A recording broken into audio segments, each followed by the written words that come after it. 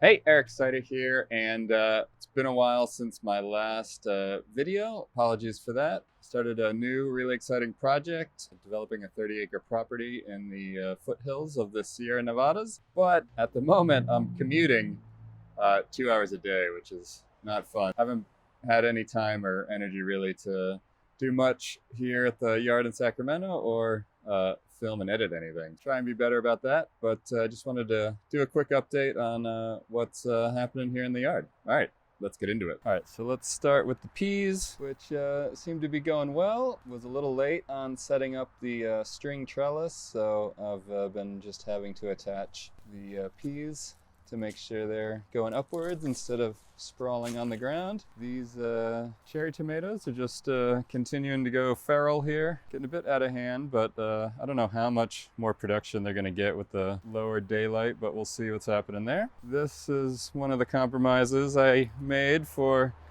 getting half the yard and garden. I had to return half the yard to grass, and then we got all these little trays still yet to go in the garden. Got some beets, some lettuce, some spring onions, which it's kind of late for those, so we'll see if they produce anything. Another flat of beets, and then my kale, which has just been getting destroyed by the white butterfly, and you'll see the evidence of that with what's planted in the garden. Now these were a surprising little find. This is society garlic. It's a great little perennial. You can use the leaves. They have kind of like a garlicky, oniony flavor as an herb. But what I really love them for is as an edge plant, because they only get about a foot tall, and they do have quite nice little purple flowers. And as you can see, for $9, I probably got about, 10 to 20 plants I can separate in each pot. So pretty good, especially when I couldn't find any online. So they were just sitting there at Lowe's. So sometimes landscape plants can also be permaculture plants. Lemongrass is doing fine. Did finally get the comfrey in the ground, so we got about 10 of those along this way. A couple pumpkin plants coming along.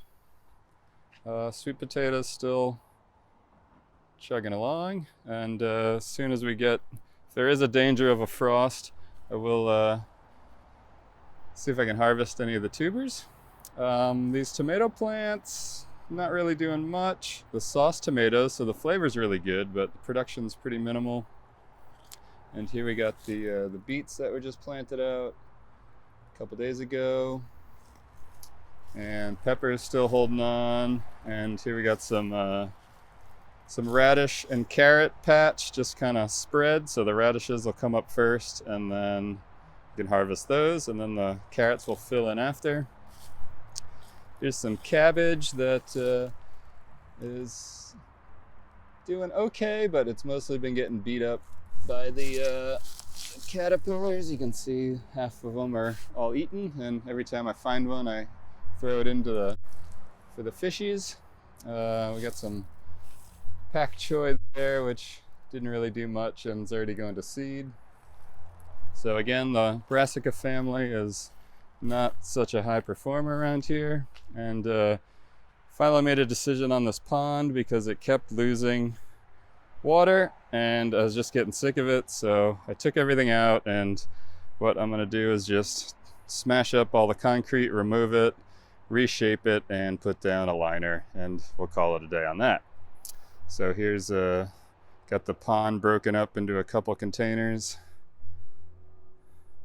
And they all look to be doing pretty good, so it shouldn't be too much of a transition back into the pond. And then here's the other bed of peas, which was supposed to be a bed for cucumbers, but none of the seedlings did very well, so just taking advantage of the chain link for the peas. And oddly enough, these must be getting less sun, I guess, because of the trees are shading them, because I thought these were going to get more sun than the other fence, but not so.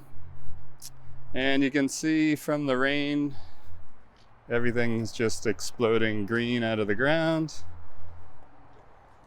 And then we got the compost pile here, which I started about 3 weeks ago, and I've only managed to turn it twice. So I might do a video on the next turn just to see how it's looking with very, very minimal attention. And the calamansi tree is definitely the star performer in the yard. All right, so thanks so much for watching. Just a quick little rough update on the garden, and I'm gonna do my best to get some more videos out and see what we can do there. All right, cheers.